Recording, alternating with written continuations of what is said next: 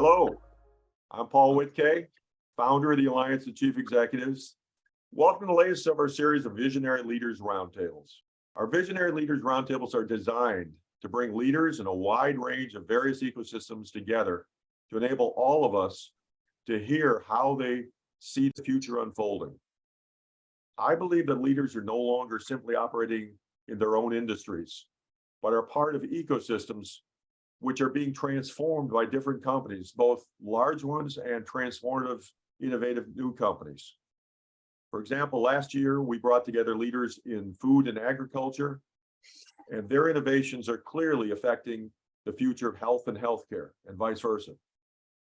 In today's roundtable, we'll discuss the future of the built environment, which is directly affected by the future of energy and environment, transportation mobility, the future of work and workplaces. Everything is affecting each other as we rebuild this world and solve our problems and create the vision of the world we'd like to live and work in. Today, I'm very excited to welcome our panelists who come with a wide range of perspectives to discuss the future of the built environment that they see from their own individual perspectives. So let's get started. Let's meet our panelists. David? My name's David Gensler, and I am semi-retired. I retired from Gensler, the largest architecture and design firm in the world. It's got about 6,000 people, 50 offices in 20 countries. I retired in 2015, and now I work mostly on boards, and I do some real estate development, and I run a vineyard. So I'm working on an engineering board, a design tech board, a brewery, and a couple of not-for-profits, the Buck Institute for Research on Aging and the Stanford Distinguished Career Institute Advisory Board. So that's me. Thank you for being with us. Jane. Good morning. I'm Jane McFarland. I'm the director of Smart Cities Research Center at UC Berkeley. I get most of my funding from the Department of Energy, so I focus a lot on climate issues associated with transportation. I'm also on a board of a startup focused on cloud control of traffic lights. So we're seeing a transformation in transportation. Thank you for joining us. Rahul. Hi, everyone. I'm Rahul Bami. I'm the Chief Business Officer at View. View is a Silicon Valley-based smart building tech company. We make smart windows. Easy way to think of them, sunglasses for buildings that essentially lower the energy footprint of a building, improve the experience and health of users, and just provide better views, hence the name of the company. We also believe there's a lot of low-hanging fruit in making existing buildings much more basically greener, more efficient, more experiential. So we built a full software tech stack to enable that. We've been growing this company for the last decade or so. Prior to View, I've spent most of my career in the semiconductor and LED chip industry, running a few different businesses there, and look forward to the discussion today. Thank you. Jeff. Thanks, Paul. I'm Jeff Spry. I'm the CEO of Allegiance, and we're an end-to-end provider of energy efficiency and sustainability solutions in the built environment. We're backed by Blackstone, and we're headquartered in San Jose. Prior to, I guess, last year, we were known as Therma Holdings because our initial investment was in the Therma Mechanical Solutions business in the Bay Area. And last year, we embarked on a rebranding of the parent company, and so now we are known as Allegiance. All right, thank you. Jess? Hi, good morning. My name is Jess Peterson. I'm with Webcore Builders. We're a commercial contractor here on the West Coast, doing a lot within the high-rise residential, office, and even in a lot of the public spaces, museums and whatnot. And so a lot of our projects, I mean, they range from, small, medium, large, typically ground up, although some renovation.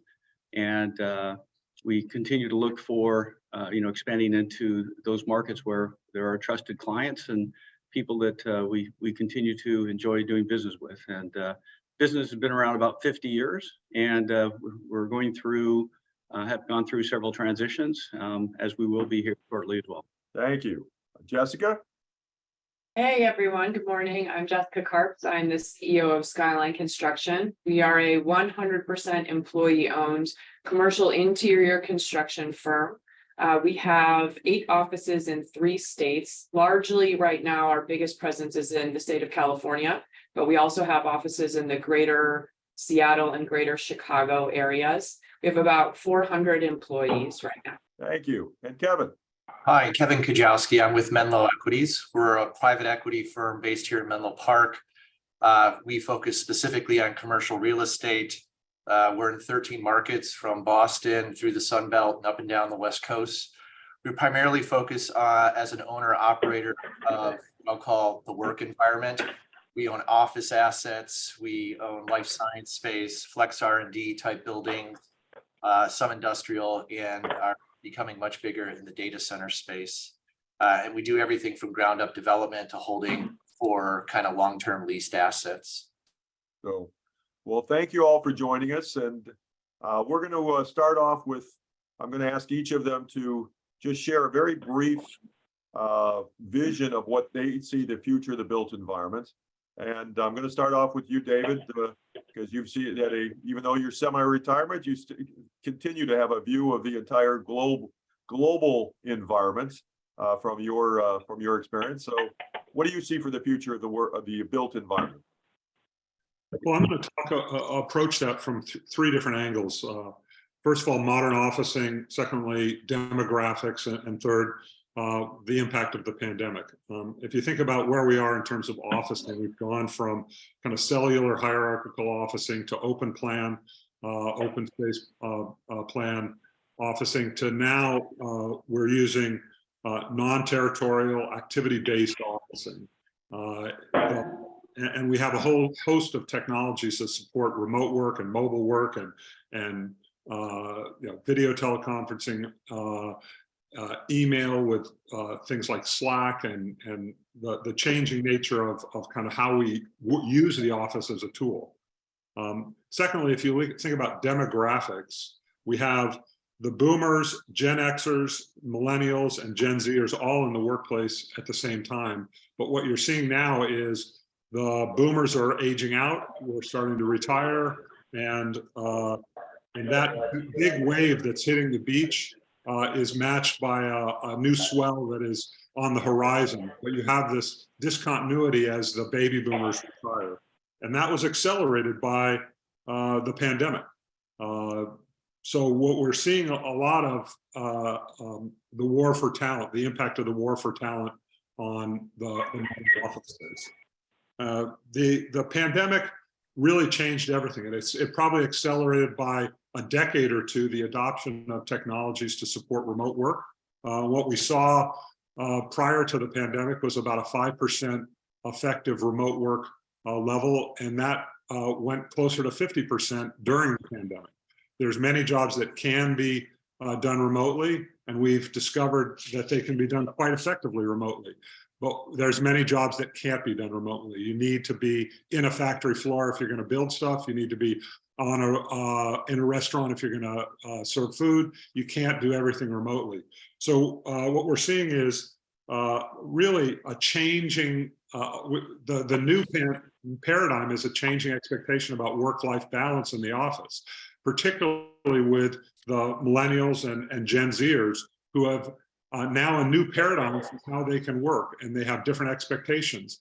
So as we see the labor force starting to soften a little bit and tighten, and as the Fed really pushes that, what we're going to see is tension between management that's going to want to get people back in the office to support culture and collaboration and innovation, and the new paradigm that people have about work-life balance. But we'll see it drop from remote work in the 40s at its peak down to maybe somewhere in the 20s. But we're here, a hybrid work environment is here to stay, and it's going to only grow long-term from there. This has had a huge impact on the vacancy rate. We see somewhere in the neighborhood of 50% vacancy in many, many markets.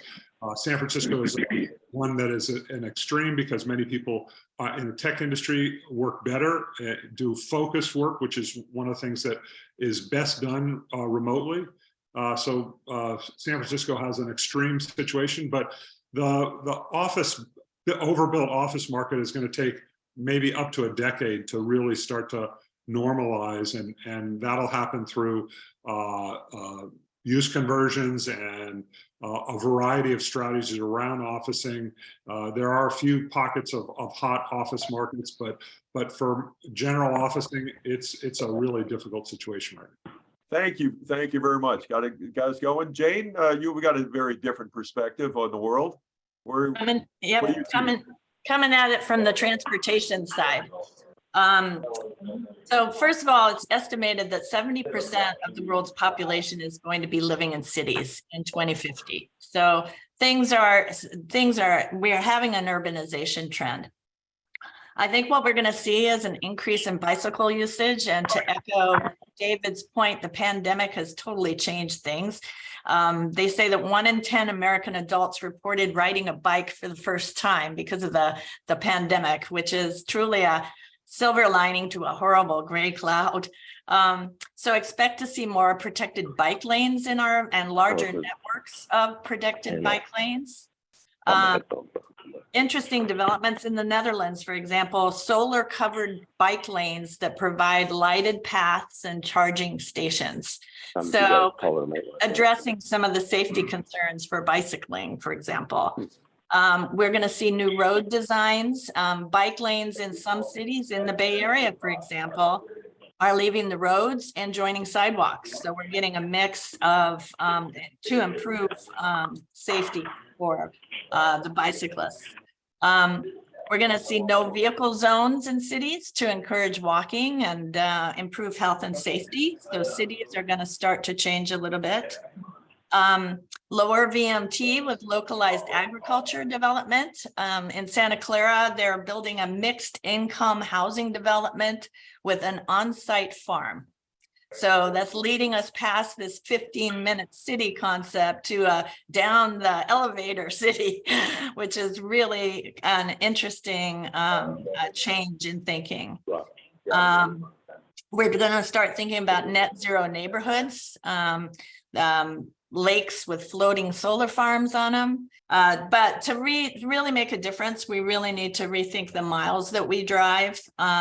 With our modeling at the Smart Cities Research Center, we're estimating that we're consuming 1.7 gallons of fuel a day, which is about 26% of the vehicle consumed overall in a day in the Bay Area, just getting to work. That's not getting home, that's just getting to work. So 1.7 million gallons a day. So we can make a difference if we start really rethinking that along with goods movement. And we have an opportunity now with the aftermath of the pandemic. To that end, we're working on building digital twins of cities so that we can play it forward and try and understand, what the best way it is, the best way to set up cities to reduce our carbon footprint. And while this is all very exciting, I'll put forth that one thing that we need to constantly consider is equity and its challenge to do this while covering the full population that lives in the region. So lots of good things going on, and I'm very excited about the future. Right. Thank you. Let's go to Rahul. Thanks, Paul. And Paul, I'm going to touch on really three big trends, I'd say, over the next 5 to 10 years. The first is really around, climate change and energy efficiency and net zero. Belief here that, a lot of people are going to do this just because a lot of companies have actually announced plans to get net zero by 2030 and so on. They now need to figure out how to actually do so. There's a segment that's going to do it because it's the right thing to do. I have a belief that there's going to be enough innovation and technology that for a lot of people, it'll become the more profitable thing to do. It'll just be the obvious thing to do rather than just also the right thing to do. And others are going to just get led there by pressure from regulators, from their capital partners, from investors. But regardless, I think that's kind of a big mega trend that we see. I don't think there's any silver bullet there. There's everything from new materials, whether it's carbon neutral cement or whether it's smart windows, whether it's timber and other solutions. But one thing that often gets overlooked is a lot can be done with existing buildings. There's probably 200x the number of existing buildings, and there's some really good, I predict there's going to be a lot of development of software, data analytics, other solutions to just use existing information and data to improve that. That's one. The second, I think, is exactly what David said earlier about how spaces will get used, will change, and is already changing. Hybrid work's here to stay. The genie's out of the bottle. I see a lot of articles about how, as the economy changes, people will be forced back into offices. I personally don't see that long term. We already see data from a lot of our customers where people have implemented mandates to come back and people are still not coming back. They still have below 50% occupancies, even in non-tech cities. So I think that's here to stay. And it's a question of real estate will need to adapt on how to change how spaces get used. Kind of another, and a third one I'll move on to is just adoption of technology. I'll say technology adoption in real estate has been behind the rest of society for the most part. In fact, I made a comment to a real estate CIO about a month ago saying, I think it's about a decade behind the rest of corporate America, and I thought he'd be offended. His response was, "You're being too kind. I think it's about 2 decades."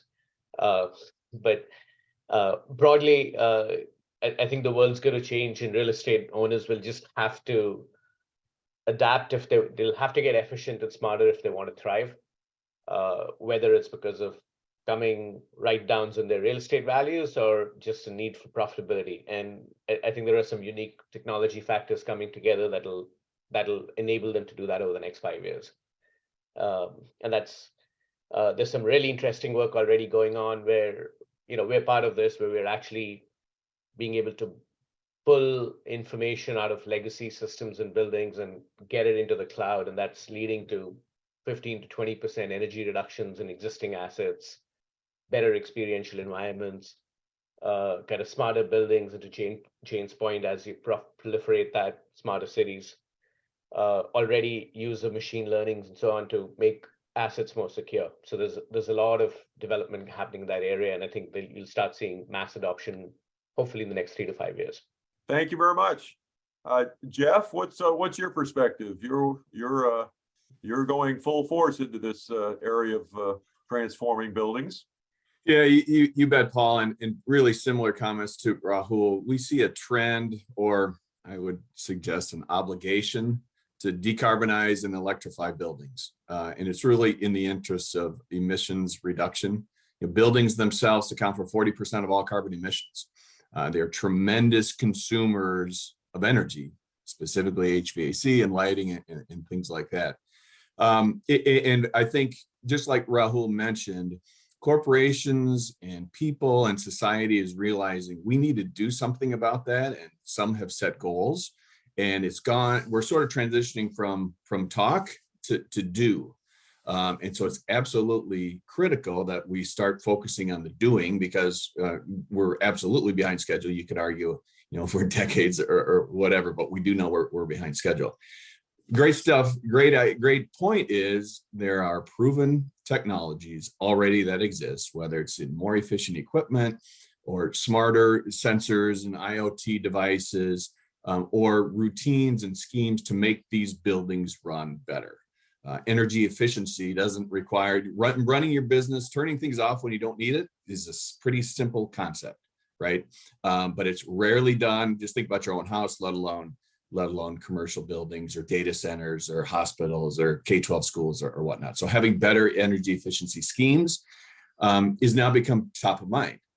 There's a nice side benefit in that your electric bill or your natural gas bill is going to drop as a result. We're also seeing, obviously, the need to create buildings that are net zero energy. And so that's obviously leveraging on-site renewables, whether it's solar or whether it's geothermal, and really using the earth as a way to heat and cool your building versus electricity intensive compressors and that sort of thing. And finally, having a building that it's a living being that's more healthy. And so now we're talking about indoor air quality, which is really related around ventilation, generally speaking, ventilation and filtration, and having a building that's resilient. And again, having on-site renewables and having the ability to not be reliant upon other systems to keep your building operational and improving is really important. So I hope that the trend becomes really widespread adoption and implementation as opposed to sort of hypothetical or theoretical outcomes. Now, from a challenge perspective, to get something done, you need the technology. We got that. You need the funding. And I think when you look at the Inflation Reduction Act, which is really unprecedented in terms of a funding mechanism, whether it's investment tax credits or grants or direct pay options for all entities, public and private, is really sort of addresses the funding part. And then the last part is you need to be able to deliver. You need to be able to get to that do part. And that's where I think we have a challenge. We, not unlike many industries, have a labor shortage in terms of the functions that we need. When people say, hey, I want to make my building run better, I want to improve it, I want to retrofit it, I want to design it better, I want to have a plan. We need energy engineers, we need project managers, we need skilled men and women in the skilled trades, and we're not going to have enough people. And so that gets into a whole sort of discussion. How do we make these careers that are really amazing careers more attractive to the generations and then demographics that are coming up, because they can make a real difference. And I think that's going to be the constraint where we're going to have to collectively put our heads together to figure out how to mitigate that. Very interesting. Thank you. Let's go to the construction side. Jess? Well, yeah, since we're going in threes, I'd probably look at it from also a little bit of the design side, maybe technology, and then probably trust. Yeah, likewise, I mean, many of the things that others have been talking about for the built environment of how you use it, but I think there's going to be a higher level of agility and value given to those kind of buildings where parking garages can become offices, and offices can become residential, and residential can again become commercial. So what can those just seeing what we've seen in the last few years and how quick these markets can move, I think there's going to be a higher value for those products that aren't fine-tuned exactly to some very specific thing just to drive to the lowest common dollar, but ones that can be much more flexible in the future as far as how they can be used. We'll start to see that more as a trend. On the technology side, I think there's going to be a lot more measuring and monitoring as a precursor to automation. I mean, even right now for our daily field crews, they're all on cameras, and at the end of the day, we sit down for 10 or 15 minutes like the end of a sports game, and we try and check the highlights and say, okay, so what could we have done better for, being able to be more efficient? What could we have done? And you just keep tweaking things time and time again. And I think that's going to come down to something you'll see across, broader spectrums of workers as we are trying to find best ways of doing things. And also as a precursor, like I said, to any automation or robotics that take place. We've been working with some robotic systems, really attacking kind of the dirty, the dull, and the difficult first, because of the kind of things that people don't really want to get into. And so you start to see more of that starting to take off. I think that from another side, there's the cynics will say that it's just some of the technology is just adding more and more layers of complexity. It's not making it any easier.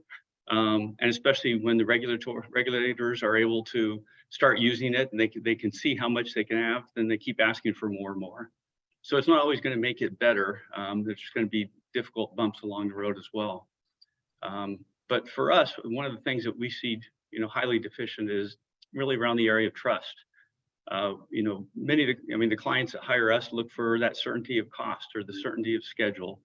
And what we can do to kind of restore that trust, like if you think about, the Empire State Building being built in just over a year, designed, 6 months before that, sure, it's not acceptable for the safety or the deaths that took place, but for a building that was built with 50 documents, that would probably take thousands, and just all of the regulatory hurdles you have to go through to get it done, it's not always making it easier. So there has to come a way of being able to show that in fact we know how to navigate those waters. We know how to do them, and that the trust and the ability to get that stuff built, you know, in the time and with the quality that they're looking for really can be done. And so that's one of the things that we're going to be focusing on in the future. Okay, thank you. Kevin, you see it from I'm not sure how many square feet of property you have, but what's your perspective? Yeah, we've got about 5 billion in assets. I guess I'm the practical guy that has to put the money out and see a return for the money. And so certainly COVID was an accelerator of a process of where people and how people work, right? It's been accelerating the change. And I think companies, in all fairness, are still figuring this out. We've signed a bunch of new leases, 10, 12, 15-year, 400,000 square foot leases through the COVID process. Most of those extensions of existing space. But I think companies are going to bring people back, maybe not 5 days a week, and that not for all functions. But where I'm going with this is I don't think that the office itself, the built office, is dead, and it's going to be, 50% of companies just work entirely remote or something on that level. I do think for what exists today in the near term, there's going to be winners and losers.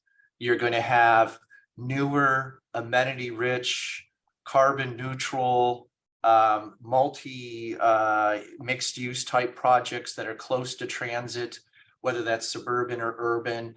These types of projects will be very attractive and are very attractive. They're setting actually all-time highs on leasing right now. But what's dying is the obsolete office. It's kind of the office parks that we know from the 80s and 90s in certain tertiary markets. And there's going to have to be some repurposing of some of that obsolescence. And I think people are still figuring that out. It's not easy to just turn it into multifamily or something else without just demoing it and starting over. It's also going to take some regulatory involvement from the local jurisdictions to provide for some of the technologies you guys talk about. Right now, for example, I know in the mid-2000 kind of teens, we were looking at, eliminating parking garages because everything was going to be autonomous vehicles by 2022 or 2023. That didn't happen, right? It's 2023 right now, and we're still on kind of this 3 to 1,000 square foot parking in many markets. And so some of that has to catch up as well. The last thing I'll say is kind of vision looking forward. I do think the office is changing. It has to be more collaborative. It's got to be exciting to bring people back to work. So you're seeing much higher window lines, much more glass, much more amenities on site that make going to work something special.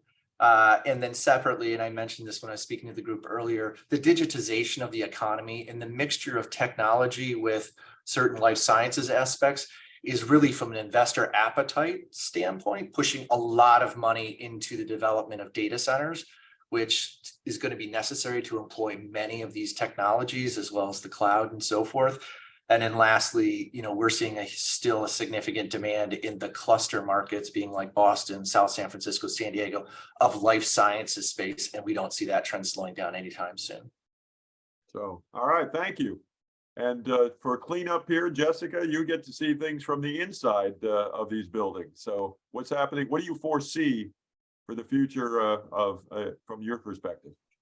Well, I think a lot of the other panelists have done a really nice job of articulating some of kind of the trends as it relates to demographics and employer power versus employee power, et cetera, that are driving the dialogue around, the open dialogue around the concept of return to work and the future of office and et cetera.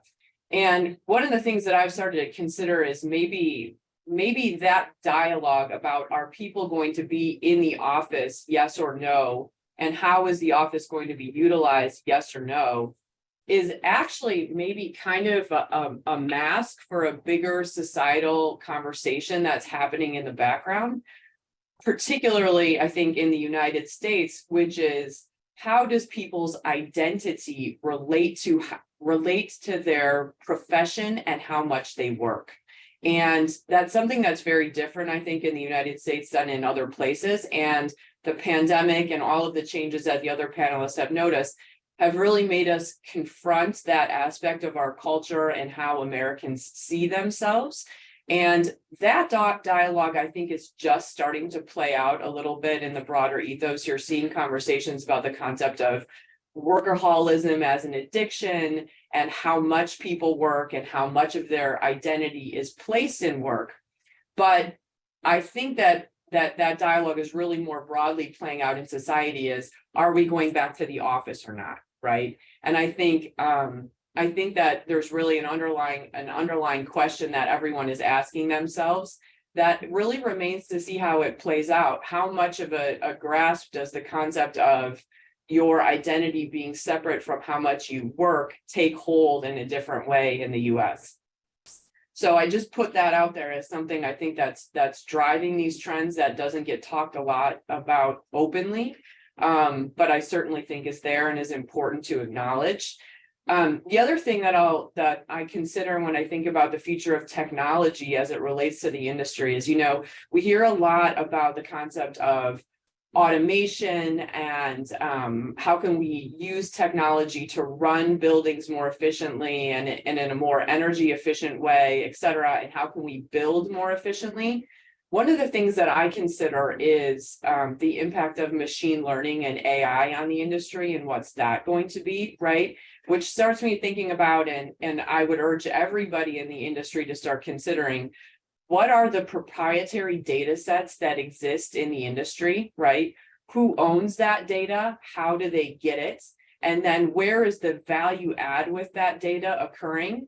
And how is technology ultimately going to replace that value add and potentially going to be applied to that proprietary data set to drive the future of the industry and what the companies in the industry look like? Well, thank you. What an amazing panel. So I'd like to start off on various trends, just to have you guys weigh in on your different perspectives. But one of which a number of you brought up, let's talk about the demographic trends. Jessica, you were talking about, David, a number of folks. I mean, I was just reading where 100 years ago, 10% of the global population lived in cities. Today, it's over 50% globally live in urban areas. They're projecting 70% by 2050. And then a number of you mentioned about the different work attitudes and of different generations. We aren't getting any younger. I think the number of people in the United States over the age of 60 has tripled in the last 50 years. So just the demographic trends that that are in addition to technology, in addition to sustainability challenges, but demographically, what's it mean for the built environment?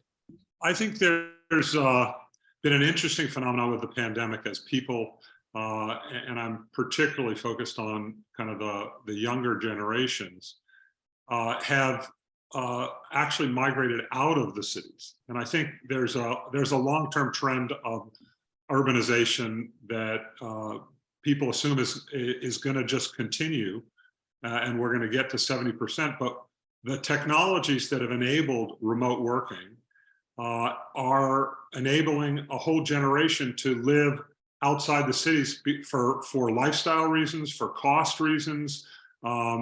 They've moved to smaller edge cities and even rural communities. And I happen to live in Sonoma, and the influx of new homeowners has completely changed the marketplace up there because people can live further away from work. Now, I think it's not clear exactly how this plays out longer term, but I do think that the adoption of hybrid officing and remote work is enabling a generation to think about where they live differently than what's happened up to now.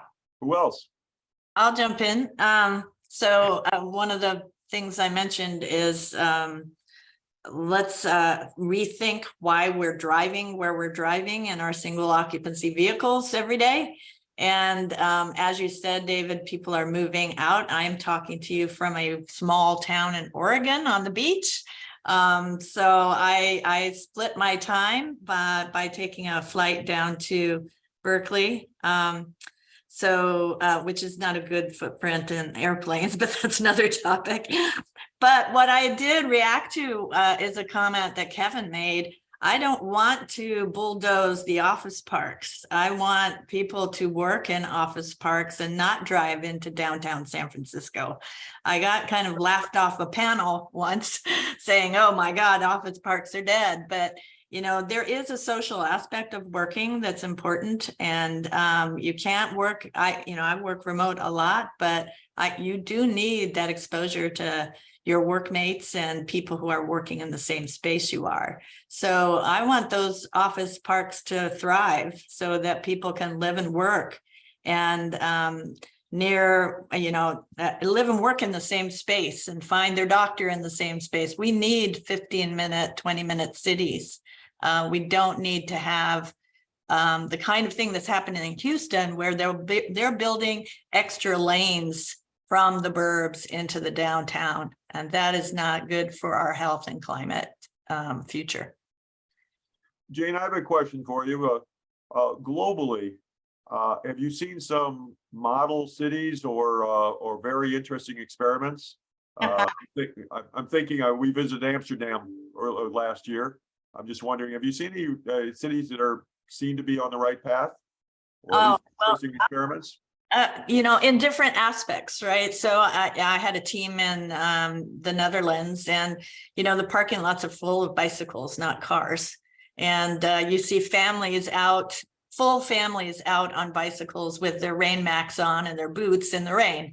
Now, the city is flat, which makes a big difference on how enjoyable a bicycle ride can be.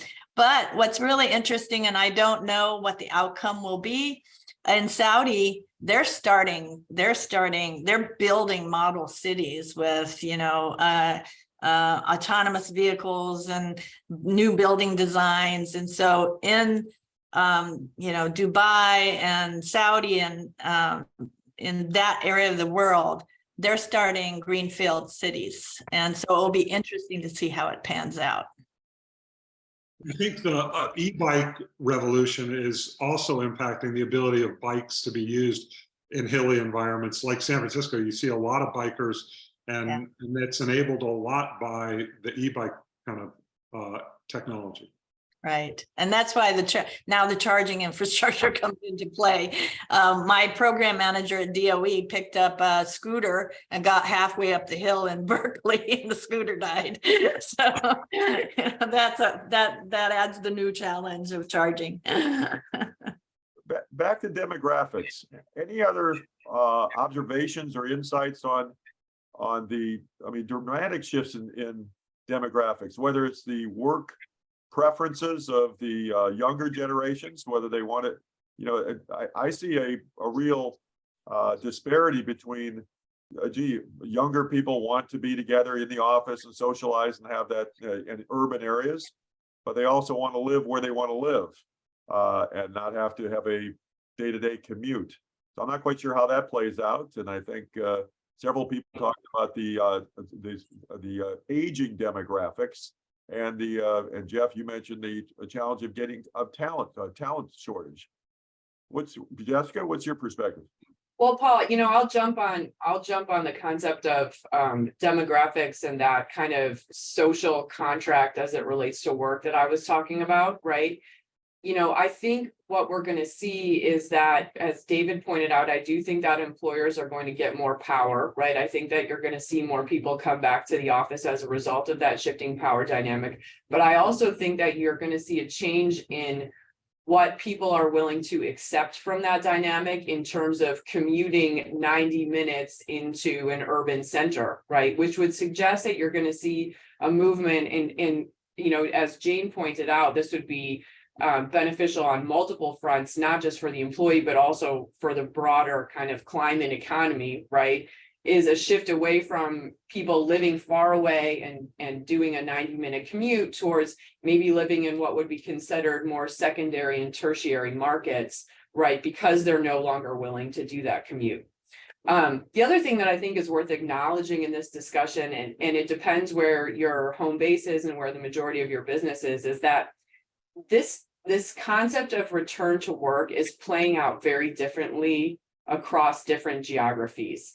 And that's based on a variety of things. Some of it's, call it political, some of it's driven by the industries that are based in certain geographies. But I think it's worth noting that, you know, Skyline's experience with the need and concept of return to work in Chicago is very different than it is, say, in the Bay Area, which has been heavily impacted by the technology industry, the ability to work remotely, et cetera, right? And the final trend that I would acknowledge in all of this conversation that I think we all have to think about how it's going to play out is there's a real bifurcation here that's happening, and it's between those who are able to work remotely and those who are not, right? There's a real have not problem that's kind of starting to play out here. And I think it's going to be interesting to understand how that is going to affect, one, the broader society, call it governmental policy, et cetera, because you have entire industries of people, and not just industries, but call it categories of people, management, people who are not necessarily on the production floor, et cetera, who don't have to come into the workplace, and others who do by nature of their job. And so when you talk about demographics, that's one of those trends that I think it's going to be important to watch and see how it plays out over time. How do you think it'll play out? We're talking about the future here, but it's right now pandemic forced us all to rethink where we live and how we work and you know, do our work. How do you think will play out? The pandemic forced us to adopt technology and work paradigms that would have taken decades for us to get to in a more natural phenomenon.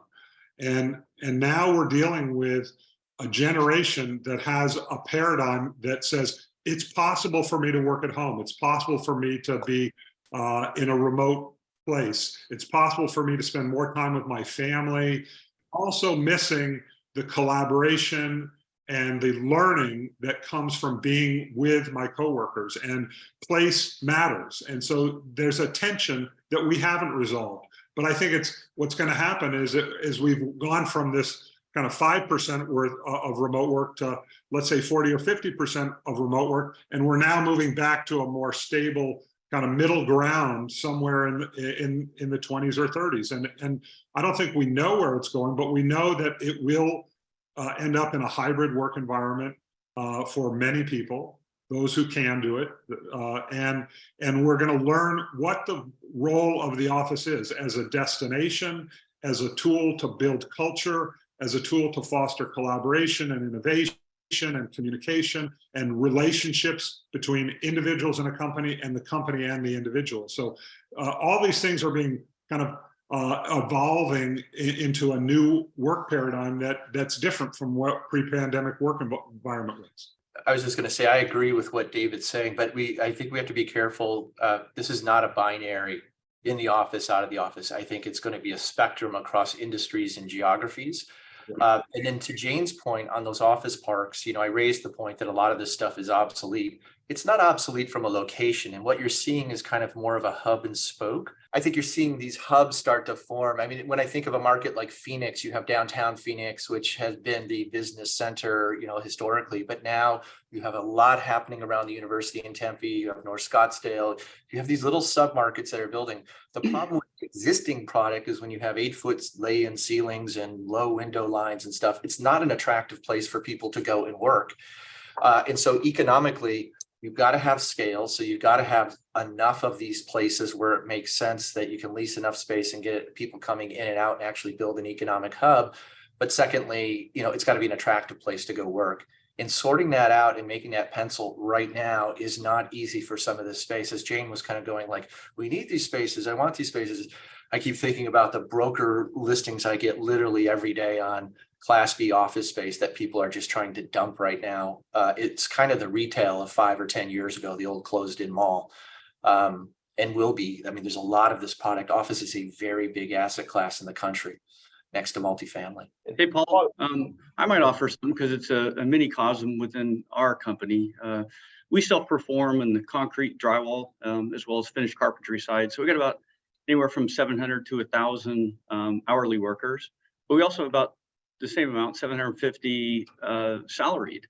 And of course, the hourly are the have-nots. They don't have a choice. They have to go to the job site. They have to work from there. And if you choose to be in that profession, then that's what you're going to be doing. But also, that's true for many of our professional staff, but not all of our professional staff. And so there is that tension even internally of, hey, maybe I don't have to be there if I'm a professional, but only be there part-time. And how much does that really mean? And so we're seeing that come to play, and we're giving it, some time to adjust and to work out. But I think, again, that for some of those people that are commuting in, 1.5 to 2 hours from Sacramento to go ahead and lay down bricks or, be a rod carrier and carry, rebar, all day long and then go home, it's going to be we're going to be harder and harder to find people that want to do that. And that's already taking place. And we're getting, difficulty in actually finding and, some of the shortages in labor. And we're going to have to find some way to accelerate the technology that helps us to, again, automate some of those things so that people that aren't attracted to it, that could sit behind a computer instead of, carrying bricks all day, just a much more attractive life. And so what's youth going to pick? And we're going to have that difficulty in the construction industry and figuring that out. Yeah, and I'd piggyback on that, Jess, that from an office perspective, we have to make the in-person interactions valuable. And I think we realized through the pandemic, it's not the extreme. It's not you must be here on 100% or you must be here 0%. It's you got to be here when it makes sense, and makes sense for mentorship or for additional opportunities or for the social aspect of it, an enjoyment aspect. And that's on us to figure out. And then I think it's more of a, it's more of a pull versus a push. And then I think some of that stuff will sort itself out. I think we were so rigid before that we wouldn't even consider it. I also think that it's important to understand that there's this whole class of people that have never known anything different. The people that started careers in the office in 2020 and 2021, that's all they know. They have no idea what it's like to have this camaraderie, this collaboration in person. 5 days a week, no, 2, 3, 1, where it makes sense. And that's on us to sort of to figure it out, which then drives your building needs and drives your development plans from a personnel perspective. So, and to Jeff's point, Paul, I'd like to add, we're actually seeing data we have occupancy sensors and other things and so on in offices in about 100 million square feet. So we're seeing a lot of data and running some experiments. And kind of 3 broad things we're saying. I think one is a couple of people mentioned it's not binary, right? People want to come in 2 to 3 days, and how they use space varies. On the demographic front, you see a lot of younger people want more social spaces in buildings. They don't want a cubicle or a place to hang out. They want more, I'll even call it co-working type spaces within the same employer. We're already seeing some clients do this where there are banks in Wall Street who are setting up satellite co-working spaces in Jersey and Connecticut and so on, so that people don't have to spend the 1 hour commuting back and forth. And you can be 15 minutes away from home, still come in, have the more useful interactions, and have a hybrid. So there are experiments like that going on. Second, kind of related to that, a lot less willingness to commute long hours for younger folks. I think Jess kind of alluded to this. They'll give up other tangible benefits in order to have shorter commutes, and more so than older people. It just seems to be the case from most data we're seeing across different cities. The third one, I always smile. This is kind of I see on the demographic front. Since we're involved both in the design of new buildings and kind of existing assets, I see a lot of architects and designers obsessing over what marble to put and what glass to put and things like that.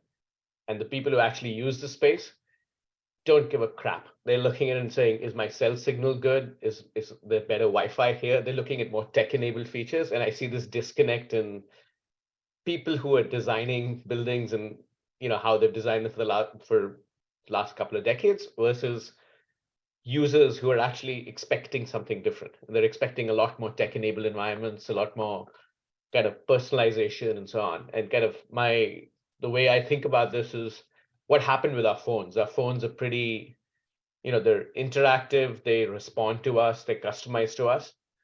Cars are kind of getting there, right? They're somewhere in between. Buildings have a long, long, long way to go. I added 3 longs there. I think they have a long way to go, but that will happen over hopefully the next 5 to 10 years. I'm curious about your thoughts on another aspect of demographics. Is that I mean, frankly, I grew up in the suburbs of Chicago, which were built after the soldiers came home from World War II and started families early and grew the families, and as a result, we have massive suburbs. Nowadays, kids are getting married much later. It's now about 30 for men, and I think 26 for women. And what's the aspect of that? Because now they're working the very first 5 to 10 years of their careers single, not having kids yet. How does that shift the future of the built environment? That's a good question. I know a lot of here. I keep talking about techies. We're talking a lot about techies, and we need to maintain our vision of equity in our discussions as well. But I know a lot of techies that start out wanting to be in the heart of the city. And as soon as they get married and start having kids, they move out. And so so we saw kind of an upswing of people living in the cities, but then they end up heading out the door. So that's why I think the 15-minute city, the 20 or whatever you want to call it, that's the best for everybody, because it's not just designed for a certain demographic that likes to have all the restaurants and all the cool stuff, and will put up with the traffic and the emissions and things like that. If we spread out a little bit more and have centers as the hub and spoke, maybe as you mentioned, Raul, we're going to have a more variety of people living together as well, which is, I think, also important. I keep seeing things about very large tech companies building housing so that all of their people can live in that housing. And I don't think socially, and this is personal opinion, so I don't think socially that's healthy. We need to have diversity in our neighborhoods. Any other viewpoints? I'll jump on what Jane is saying. I mean, I think that one of the trends we're going to see that the pandemic taught us is that we need much more diversity in the buildings and their usage in smaller areas, right? So I think, Jane, you're calling it the 15-20-minute city. Here's a more extreme example of that. I think the concept of a core downtown financial center that's nothing but, tons and tons of office buildings, I think you're going to see that go away, right? And I think we're going to have to move towards more mixed use buildings in those spaces where you've got a lot more diversity of people living, working, and by living, I mean not just sleeping, but going to restaurants, shopping, etc. And but to your original point about the suburbs, I think we're going to have to see changes to suburbs in the same way, right? Much like the concept of the downtown core is just office buildings and office buildings and office buildings, the concept of the suburb that's nothing but miles and miles and miles of houses is also going to have to change, right? So the concept of many of the things we've been talking about today, you're going to need to put office parks closer to some of these big residential communities. By the way, those people also want places to go out to lunch. They want restaurants for dinner. They want entertainment, et cetera, right? And there's going to have to be a real shift in the way that our communities are structured. I also think that that's going to take a very, very long time to play out, but that the pandemic is likely the catalyst for that. Can I make a quick question, quick comment on this? This is not just planning. It's also how businesses are changing how they operate. And as I said, when big tech companies build housing for all of their people, they think, they're doing a good thing, but I don't think that, we have to get big companies to rethink where they put their people and where they put their office space so that they have that option to live in Pleasanton, but still be integrated into Santa Clara. So it's businesses, CEOs on this call, as well as city planners and builders. The only thing I would say is that with 3 kids close to 30, affordability is big. They're talking about a 30-year-old who can live in Pleasanton and then go to Santa Clara. You're talking about a rather elite, group of individuals. My son, who's in the HVAC industry, recently moved back to the Midwest. It was just a lot less expensive, a lot easier for them to do them. They have a lot more options. They're going to be taking advantage of those options. And I think we have to find ways to still bring even more value in the way that we do it, and whatever our location is, if we're going to continue to attract them and have them come to do business the way we've been used to it. Yeah, well, one of the things that I keep harping on this equity thing though, is that, Pleasanton will then have more services that don't require people to drive from Tracy all the way into San Francisco to provide services. And so it's not just a matter of moving out, it's also, the lower income people that provide services for all of the systems that we're building in these cities. So that's a huge issue, and as we all know, inside of the Bay Area. I think what's happened in corporations, at least from the boards that I'm on, is that as the baby boomers have retired and there's this kind of war for a certain kind of talent, it's like in the engineering field, we're not producing enough engineers to replace the ones that are retiring. And I'm sure that's the case for many industries. So the pandemic created an opportunity as we went remote to hire people all over the country, as opposed to in local. I don't, if I'm a tech firm, I don't need to hire people on the peninsula. They can't afford to live there. I'm hiring all over the country. I'm hiring in all these smaller hub cities that are kind of industry focused, like Austin and Portland and Salt Lake City and on and on. And it's really had an impact on not just the way we office, but the way we hire people. Let's move to sustainability. Huge issue, huge questions. And Rahul, why don't you start off, because you've been working on clean, smart buildings for a long time. What's your perspective on what are the basic drivers that will help us reduce that 40% of greenhouse emissions come from the built world? I think there's a couple, or at least a couple. There's more than a couple. I think one is, if you look at new construction, there's a lot of innovation being funded on, carbon zero materials and more energy efficient materials and so on. And I think that will get incorporated into new construction. Having said that, that's a 50-year process, right? There's existing stock of buildings everywhere. At least to me, what is it's kind of a light bulb moment a few years ago. I grew up in India, for example, right? And there used to be power shortages. So every time I left the room, I just turned the lights off. And that's what you did. And as Jeff said earlier, you don't see people doing that. And even today, we've kind of proven already with just software and nobody having any difference in experience, we're able to reduce energy consumption in buildings by over 20% on existing assets. We're literally just collecting data from all the existing sensors, being smart about when to turn the air conditioning on and off, when to dim the lights, when to shut off elevator banks while still having 10-second times and so on. And I think Jessica said something about machine learning and AI earlier. We're already using machine learning today in buildings in Manhattan to actually enable that, and seeing pretty drastic reductions. And not just reductions. I think one of the other benefits we're seeing with that is people are actually having a better experience.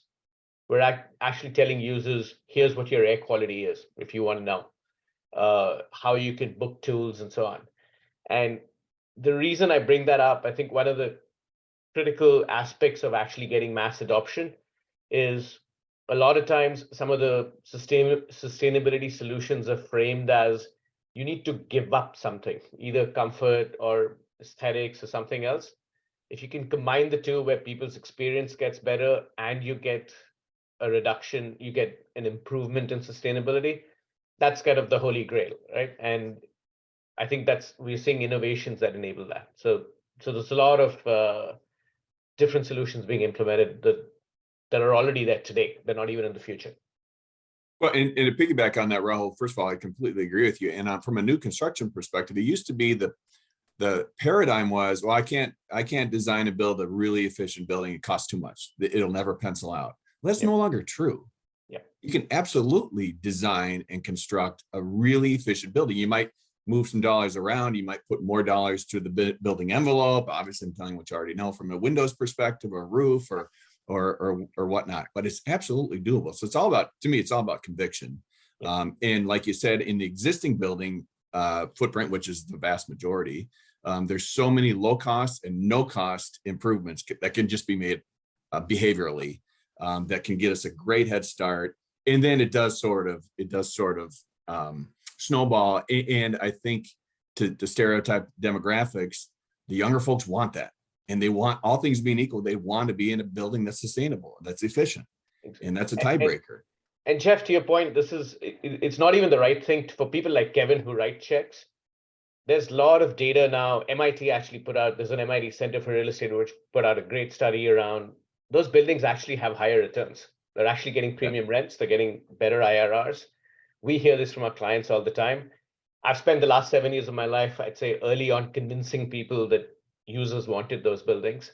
And I see customers now saying, yeah, they're performing better on their pro formas than I expected. And our own surveys tell us it's because of things we put in. So they're amenity rich, they're greener, they're more tech enabled. So it's the comment I made earlier about innovation driving not just the right thing to do, but it's actually the more profitable thing to do. You know, I'm curious. I think there's been an underemphasis on embodied carbon in buildings. We're talking about net zero buildings from an operating standpoint, but we're not talking about the maybe bigger issue of embodied carbon in building. And Jeff or Jess may have a point on kind of what we're doing or what you're seeing happening in kind of the construction of buildings and the embodied carbon of new buildings. Yeah, you know, I would say that that is very much a focus, as someone had mentioned earlier, that we're moving from talk to action. We're seeing, you know, we're starting to see clients who care enough about it to use these carbon calculators to really calculate what the carbon costs are for some of the biggest things, which are going to be your structural systems, you know, steel and concrete. And then the balance of the systems, how do you go ahead and make the wisest choice you can around that carbon that exists in the way that you can do it? And that's certainly going to drive a large part of it. But I think we need to look at this on a larger awareness consideration. I mean, in California, we're in a bubble, and in Northern California, we're even a bigger bubble because we like tech. And again, when I go back to the Midwest and visit my family who aren't even recycling and don't even know anything about LEED, no one cares or even talks about it in the industry. We have to continue with this early adoption to really drive that pricing down to make it affordable.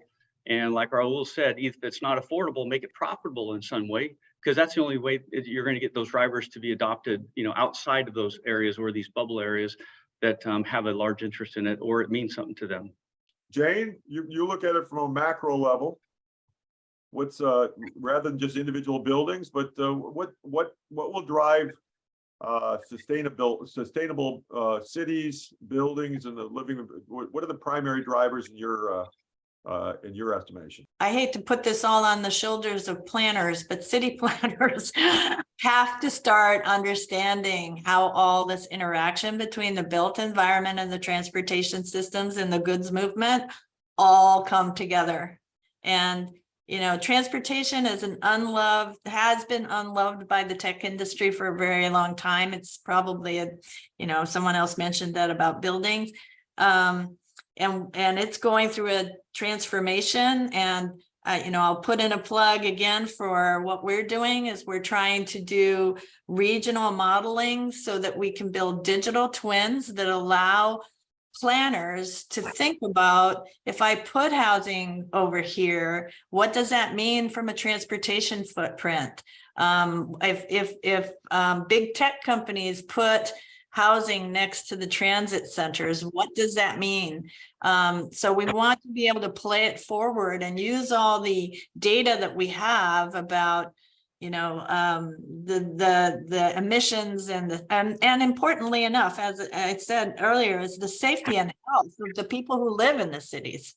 And so we really need to change our thinking about how we plan cities and start thinking about the sustainability side of all of that.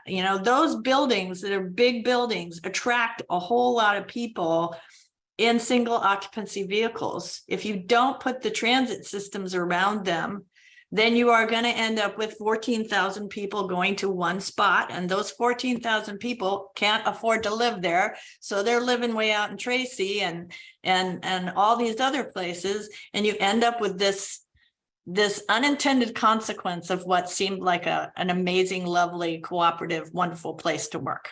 Right. And so it's really the planners and that have to start thinking about this. Since you worked before on for various government initiatives on transportation and smart cities and such, how would that evolve? First of all, planners have to learn all new tools and ways of thinking and systemic thinking. Do you see a national or global programs of some nature where we can actually really think and design new cities more intelligently? Yes, I'm very encouraged by this. I think there is a very widely recognized need for workforce development in the Department of Transportation, across all the states. And I think that, if you take a look at the city of San Jose, right in the heart of the tech world, they're putting in a decision support system so that they can take data from connected cars and transit systems and the like, and bring it in to have a constant update of what's going on in their city, and then use that data to generate KPIs that will help them understand where their KPIs are going as a result of their infrastructure investments. So that it's a really novel city that's got young, creative, thoughtful people trying to make this happen. There's other cities where they're like, we're just doing business as usual, but I think they're going to start.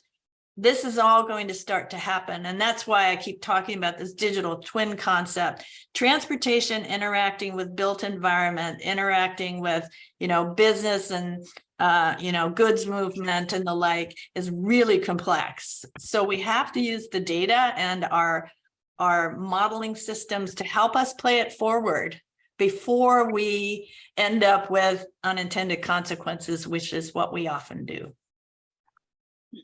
I'm curious what you think about the impact of the pandemic on public transportation, because I think as much as anything, people were avoiding public transportation and using cars to commute because they were scared that they were going to get sick on the metro system or subways or buses.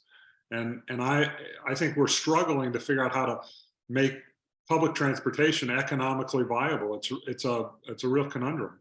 Right, I agree, and I'll tell you, because I go back and forth, I come into the Bay Area and I get on BART, and I am the only one in that car. And then, no, please don't take this offensively, the homeless guy gets on with me, and I'm there by myself, and he's doing crazy stuff, right? Because he's mentally ill. And so there is we want more people on transit because I'm scared to be there for a different reason, right? So transit has to survive. We can't have as many vehicles as we have on the roads. We have to make transit survive. And part of the problem is transit is not competitive. So put pandemic aside and assume that we kind of get over our fears a little bit of the COVID issue, it's not competitive. So for me to go to Berkeley from my house in Oakland, it takes me 15 minutes drive time. To take a bus, it takes an hour and 15 minutes. So we're not rethinking our transit. One of the things that we're working on in my group is reinforced learning for operating traffic signals so that vehicles with more people in them go through faster. So that's not just prioritizing buses to get through our congested cities, But we should be in shuttle buses. We should be in 10-person vehicles. We should have a whole variety of multi-people vehicles moving people around. And if we can set up the control system to give those vehicles priority, then they become competitive with getting into your car and driving by yourself and getting your coffee and listening to music. That's where I think we need to go. I have a few questions from the audience that we might want to get to, and this is, as we're definitely hearing and seeing, this is a very complex question. That's all these technologies are overlapping. It's not just a technology solution, but one of the questions is what are the top 3 emerging technologies which will disrupt the built environment? What are those things? We've been talking about demographic shifts we have to adapt to, and sustainability we have to adapt to, but what technologies might be the most useful? So thoughts? One of the things that I would go with that technology is good at that could influence our industry is information flow. I mean, as contractors, we want nothing more than just to have the answers that we need when we need them, so that we can keep going uninterrupted. We can buy the right things and have the right people in the right place at the right time. And I think that maybe in 5-10 years, Paul, that will be at a point where we are able to start tracking those systems, especially with a lot of the pandemic supply interruptions. We're focusing now more on trying to figure out where these things are in the fabrication, production, transportation process. And we'll get better and better at that so that we can fine tune that down to the exact kind of things that we need when we need them, relative to that being very specific. But I mean, information for us is relative to a designer getting the information from the client of what they want. So it's a full flow, and then from us to the subs to the people in the field. So ultimately, we need to help our owners figure out what they want quicker, understand how that gets designed and engineered, and then we can build it and then turn it over and manage it. And to be able to do that, I think will make a really big difference for us. I'd jump on that with certainly from a hardware perspective, solar panels, continuing to make those more affordable, more accessible from a domestic perspective.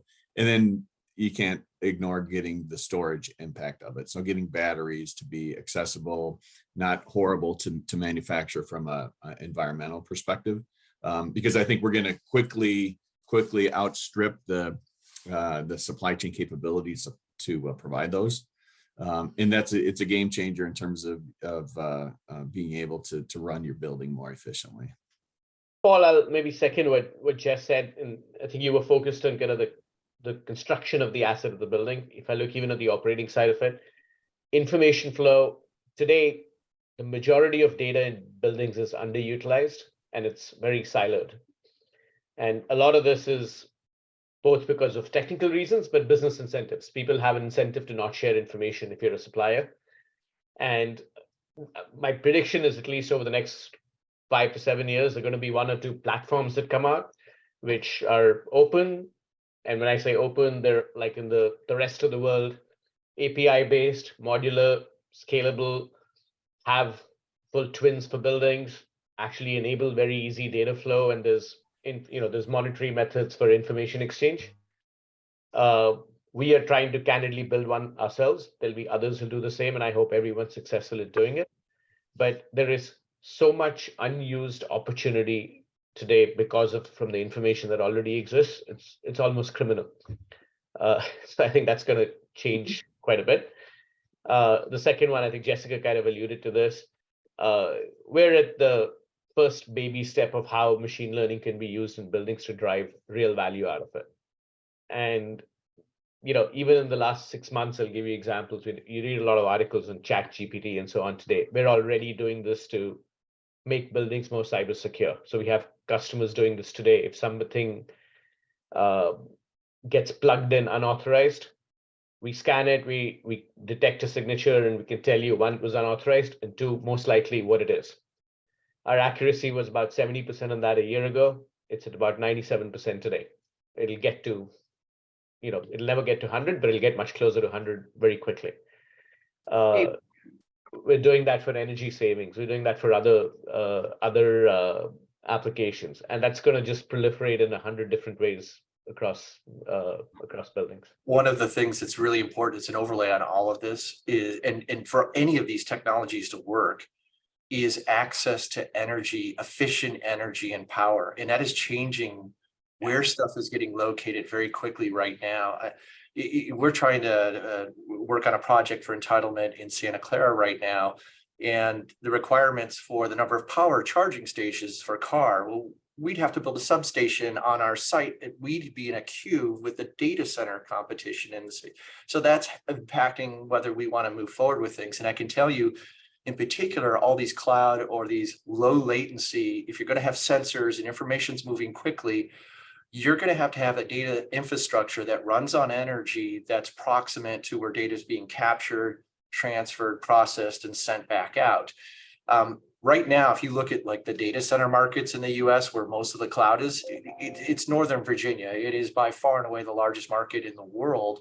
And the next 4 or 5 markets don't have the same megawatts. They have now hit a critical crisis where they cannot deliver power in Ashburn and other markets, even for projects that are currently coming out of the ground. And so now you're seeing a migration into the next tier of data center cities, such as Dallas and Phoenix, Hillsborough in Oregon, where there is connectivity on some of the transoceanic cables and that for basically connectivity and network effect. But where I'm going with this is all of these technologies that we want to overlay to make things more efficient, to capture this information, needs access to power. And currently the alternatives at play can't provide that at the level and the efficiency and cost that's needed. And so that's a big thing that obviously people are working on, but it is a gating item, and it's directing where investment dollars are flowing. Kevin, it's an excellent point. In fact, I think I've shown this to Jeff when he's visited us. I think there will be a lot more adoption of edge compute and kind of on-prem processing. So most of what we're implementing for exactly that reason, about 95% of the data never leaves the premises. And I think you see all the big cloud vendors also kind of working on edge solutions because they're recognizing that's both frankly a cost issue as well as power issue that you highlighted. So there will be more and more, I'd say, hybrid cloud adoptions with a lot happening on-prem with edge compute. In fact, I did an acquisition about 1.5 years ago for a company because I had a microservices architecture implemented to do precisely that, to not have huge data flows back and forth. And I think, yeah, I didn't bring it up earlier because it's a fairly technical aspect, but you hit the nail on the head with that one, yeah. You know, I think this is also going to impact manufacturing and distribution industrial space, because what we're talking about is a wholesale change in the emphasis of supply chain and logistics management from focus on efficiency to a focus on resilience. And that's going to be a lot of onshoring of the manufacturing capabilities that we need, or at least nearshoring to Mexico as opposed to Asia. And what we're going to see is a real emphasis on resiliency in our supply chains. And 2, we're going to see the emergence of AI and machine learning driving the optimization of supply chains and the provision for things like construction. Just labor force staffing and supply chain management through the use of AI and machine learning technologies. We've heard a lot about the information flow and AI and machine learning and energy. Is there of some of the other sexy type technology advances that are on the way? Anybody feel any of these following, whether it's augmented reality, virtual reality, metaverse? We've autonomous, our transportation roundtable, we talked about autonomous driving and autonomous flying vehicles that may not be coming as fast as they may have thought, but that's typical, but they are coming. Or even nobody's mentioned robotic construction techniques or such. Any of those have a major impact on the conversation there? Yeah, Paul, I would say that, for the clients and the products that can attract contractors and subcontractors, vendors and designers to live at and work at that level, there's a high ability to use it. But very often, we're a pretty conservative industry and we have to work to the lowest common denominator. So we have 50 subs, average on a job. And if, 20 of them are working at a high end level to where we can go ahead and get everything, into some kind of, a virtual world. And then maybe another 10 or 20 are, and 10 aren't in there at all. You have a lot of difficulty because, you have to figure out what do you really need? And then based on what you really need, how can you get that subcontractor community to do it? And or the design community as well. And so there's a natural education process that's taking place and adoption, that is happening. And of course, being very technology willing here in the Bay Area, a lot of it's happening, here, but in many other places, it's going to take a lot longer for that to really come around. But I think, AR has some of the best opportunities because it actually starts to give others, such as city agencies, now are in doing some of the inspections for rebar, in the field and able to go ahead and say, hey, what's out there. And during the pandemic, we were just using phones because they didn't want to come out. But now we're able to start using some of the AR things and say, hey, look here, here's everything that's in here. Here's why it fits. And if you got a question about it, and there's some agencies that are starting to figure that out. And so we have to develop it across a broader spectrum. Right now, it's kind of sitting in some bubbles and it's starting to help in different ways. But I think that'll continue. And yeah, in 5 to 10 years, it'll be a large part of what we do. I have a question. What do you think about the 3D printed buildings, like Mighty Building and the like? Where do you think that's going to go? Is that a little spike, a little trend, or is that going to really pan out for residential housing? I think it'll have a niche, just like many things do. I mean, some of the other questions that have been coming up and talk about modular or pre-manufactured or something else like that. And those have a niche. We've seen others try to boil the ocean and say they're going to remake everything so it's modular and it's a lot more efficient. And then they go belly up. It's going to have to take place in certain ways. And there's, for some of the pre-manufactured stuff, there are certain places that really do use a lot of, let's say it's built with cement or it's some kind of material that's going to hold together well and be able to be printed out. But if you need 10,000 of them, it's probably pretty good. But if you need one of them on a corner in a neighborhood that's going to be really noisy and people don't like that, it's not going to get built there, So it depends on where we're trying to deliver it and how that's going to come together. I had kind of a related question, both just for you and for David. David made the point earlier about embodied carbon, and in Europe, there's quite a bit of mass timber built offsite, which both I've seen, studies that say 80% reductions in embodied carbon in faster buildings, but it's never quite taken off in North America. And I'm curious why that is. It's David, you might have a view on it. I know even Gensler's designed some buildings like that, both in Europe as well as Sidewalk Labs was trying to do this. And I'm just curious why it's not taken off in North America. I think bamboo and mass timber are both phenomena that are reducing the embodied carbon of buildings, and we're looking at the margin to really push those technologies. But I don't think it's recognized the impact of embodied carbon in buildings and frankly in cars. I mean, people talk about, I'm driving a Tesla and aren't I wonderful? My carbon footprint's so low, but it takes 10 years to have any positive impact on carbon when you have an electric vehicle, because it's so intensely carbon footprint of the embodied carbon in that car. So, I think as a society, we don't recognize that as much as we do the operating carbon footprint. Just a few minutes we have left. How do we bring this all together? It's a complex system. My own observations is that I believe that I love working with leaders, because when we see challenges and opportunities and possibilities of making the future better, I think leaders of private organizations change the world faster, and not always in sync. But this is a complex world, as Jane has clearly helped illuminate. How do we put all these pieces together, and who needs to work together to partner? It's not just architects and contractors and real property managers and employees and CEOs. It's and all the citizens, and where we want to live and live the way and work the way we want to work. how do we partner together? How do we drive it forward? Then Jane, I'm going to come back to you because again, you work on a different basis than the CEOs in this room. So how might we get into it, avoid the political quagmire?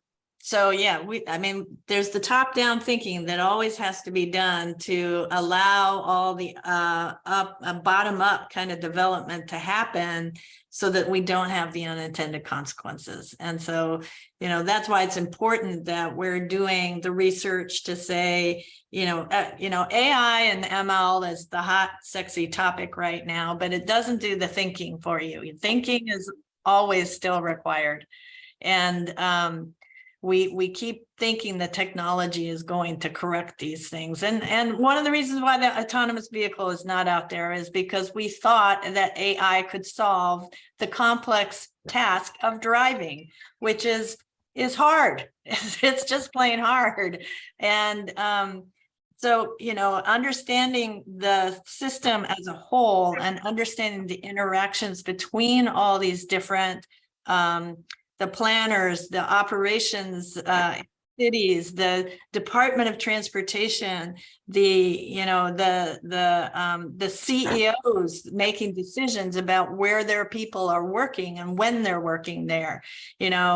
All of those things have to come together, and we use artificial intelligence for our digital twin. It's a graph neural net technology, and we're hoping to be able to put these digital twins in cities, so around the country, so that they can sit there and play it forward with everybody and start thinking about the consequences of their investments and decisions. So there's no silver bullet to this. It's what we do is we did this framework that says, if you control cars this way, this is what will happen. And you can start to look at different control algorithms and say, if I do that, I'm going to put a whole lot of traffic past my low income schools. I don't want to do that. Or maybe you do. Maybe you want to move to school. Maybe you want to put the bike path right next to the school so the cars go away from the bike path as you reduce the lanes available for vehicles. So there's no free lunch in this. You push on one side and it comes out the other side. So you got to always be kind of managing this very complex framework to say what's best for me and my city and my people in it. I would like to ask everybody to join me in just thanking all of our panelists for taking the time to be with us today to share both your visions as well as the challenges in getting there. I personally believe that leaders matter, so much, and leadership is in short supply these days. And by bringing you folks together, just to enable us all to understand, the nuances, the opportunities, the challenges, because so much of this has to work together. There's very few industries or companies that can change things just on their own. It's an ecosystem out there. So the more we can come together, we learn faster. We find partners we might be able to align with and work with, and together create that better future.